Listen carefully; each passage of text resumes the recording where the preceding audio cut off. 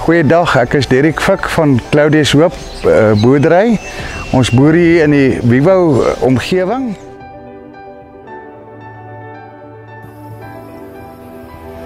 Ja, ons boer hier op Claudius Hoop met wild vir die laaste 10 jaar al. Ons fokus is buffels, nyalas en seibels.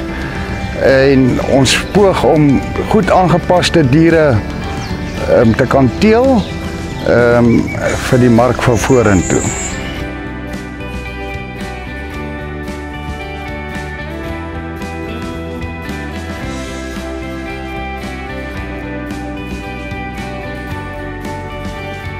Claudius Hoop gaan topseibelverse vanjaar aanbied op die 2de Junie op die Classic Game Breeders veiling wat dragtig is van Makoma, wat 'n Piet seun is.